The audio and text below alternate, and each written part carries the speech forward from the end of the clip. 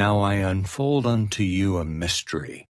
Nevertheless, there are many mysteries which are kept, that no one knoweth them save God himself.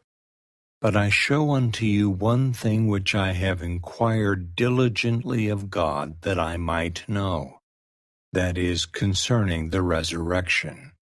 Behold, there is a time appointed that all shall come forth from the dead. Now when this time cometh, no one knows, but God knoweth the time which is appointed. Now whether there shall be one time, or a second time, or a third time, that men shall come forth from the dead, it mattereth not. For God knoweth all these things, and it sufficeth me to know that this is the case, that there is a time appointed that all shall rise from the dead. Now there must needs be a space betwixt the time of death and the time of the resurrection. And now I would inquire, what becometh of the souls of men from this time of death to the time appointed for the resurrection? Now whether there is more than one time appointed for men to rise, it mattereth not. For all do not die at once, and this mattereth not. All is as one day with God, and time only is measured unto men. Therefore there is a time appointed unto men that they shall rise from the dead, and there is a space between the time of death and the resurrection. And now concerning this space of time, what becometh of the souls of men is the thing which I have inquired diligently of the Lord to know, and this is the thing of which I do know.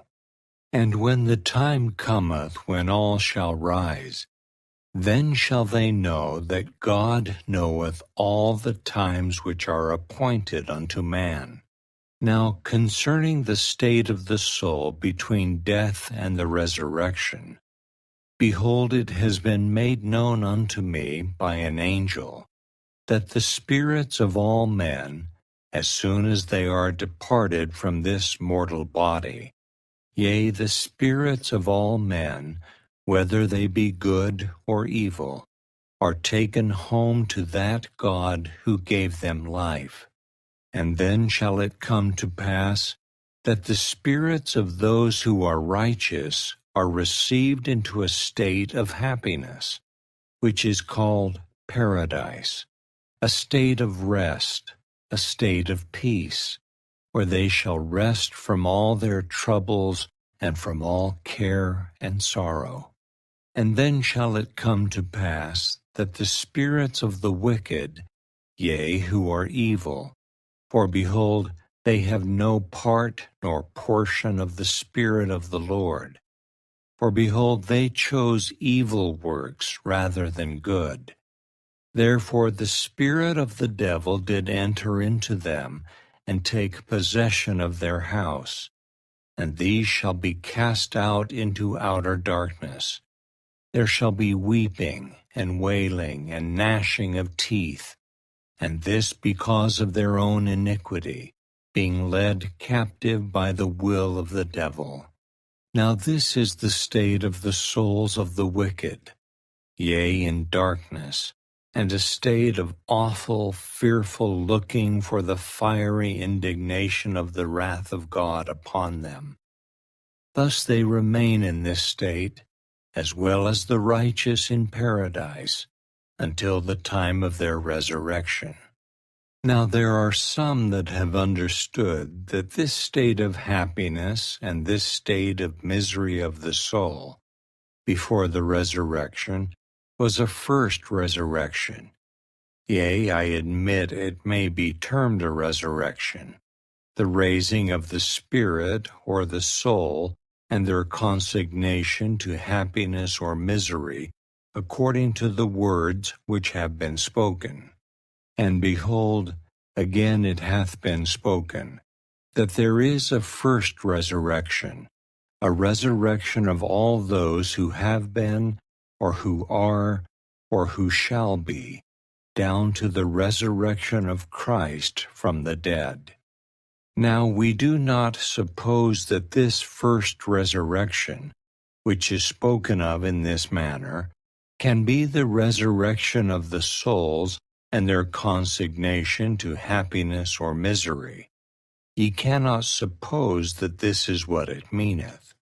Behold, I say unto you, Nay, but it meaneth the reuniting of the soul with the body, of those from the days of Adam down to the resurrection of Christ. Now whether the souls and the bodies of those of whom has been spoken shall all be reunited at once, the wicked as well as the righteous, I do not say. Let it suffice that I say that they all come forth, or in other words, their resurrection cometh to pass before the resurrection of those who die after the resurrection of Christ.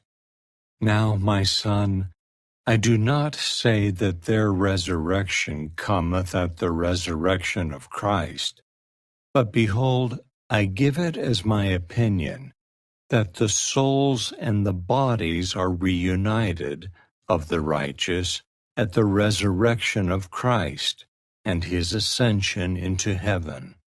But whether it be at his resurrection or after, I do not say.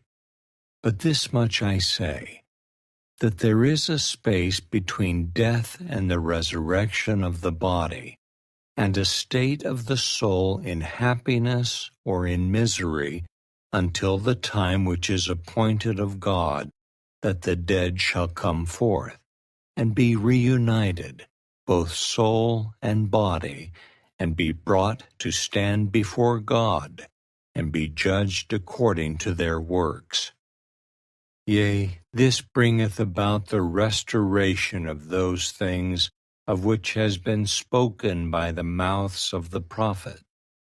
The soul shall be restored to the body, and the body to the soul.